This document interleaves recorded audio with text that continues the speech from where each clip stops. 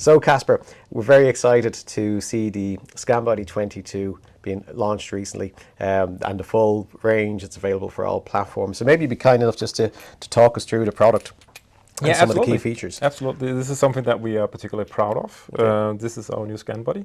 So this is the long-awaited ScanBody22. It's a full titanium ScanBody. Okay. The previous ScanBody was PEEK with a titanium insert. PEEK is not radio opaque, so it doesn't show up on X-ray. So we had a long wait for a titanium ScanBody that would show up on X-ray, but it has more features than that. Okay. It's an improved ScanBody. We have a brand new surface treatment of it. Many titanium ScanBodies, they will have a zirconia nitride surface. We find that our AccuScan surface is actually more durable.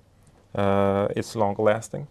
We have 100 use cycles of the ScanBody, which means you can wash it and you can autoclave it. Okay.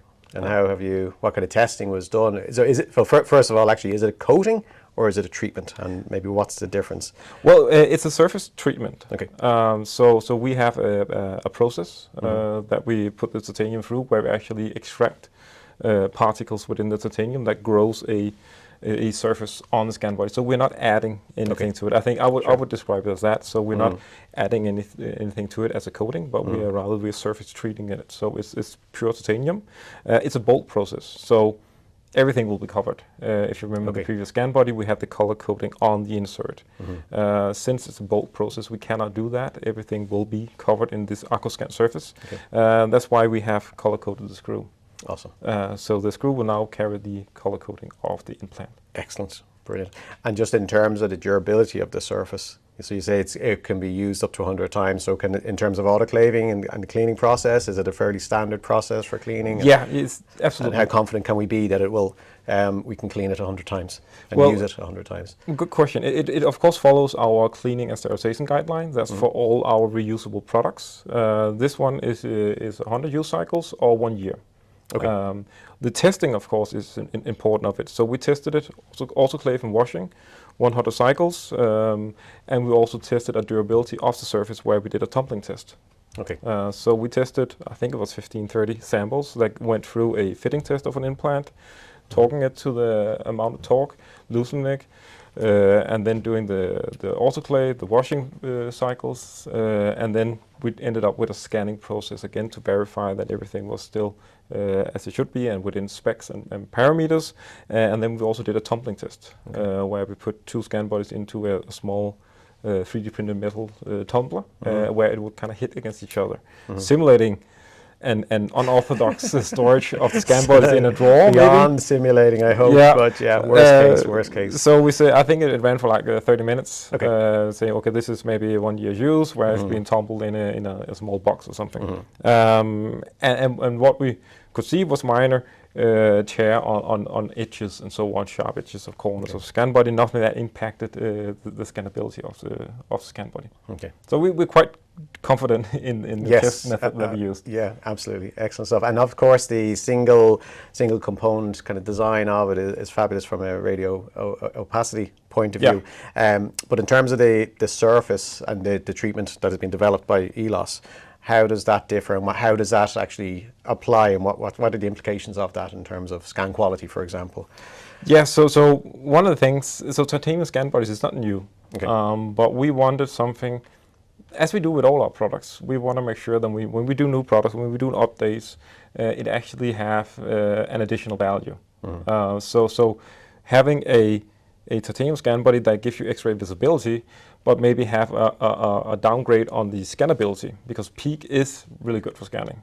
So we didn't want to sacrifice to get a titanium ScanBody that is X-ray visible, but then kind of downgrading the overall scan quality, because that's still the important part of it. So that's why we spent the time and effort in developing also this surface treatment technology to get the best of both worlds. So we have a ScanBody that is fully X-ray visible, but we also have the same scan, you can say, properties as we do with PEEK. The goal was equal as or better, and I really believe that we solved that. Sure. We see very little reflection when we do scanning.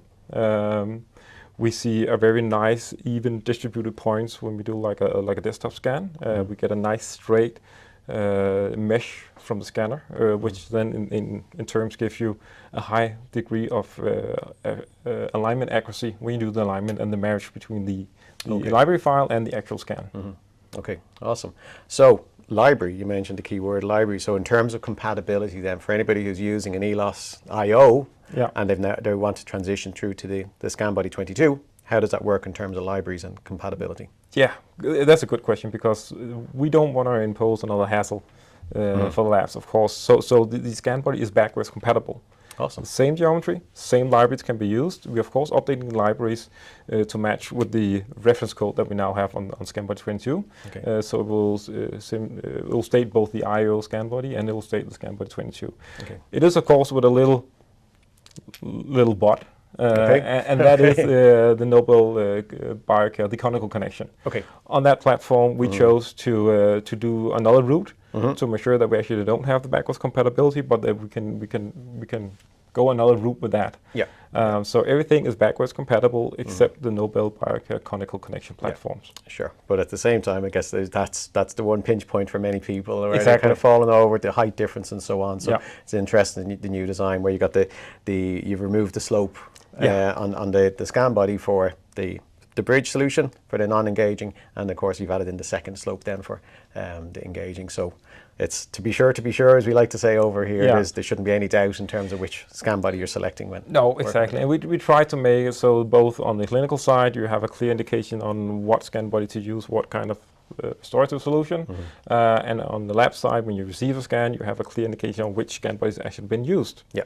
So awesome. That was the key features. Brilliant. And tell me about the hole in the middle. Is that hole? Is it? Yeah. How do you not know? Like, is it part of the geometry as such, or does it serve another purpose? Well, it serves multiple purposes. The main purpose is the assemble of the ScanBody. So, one piece titanium have a lot of upsides when it comes to manufacturing, because we have decreased tolerances, we have higher accuracy, but we needed to put in a screw.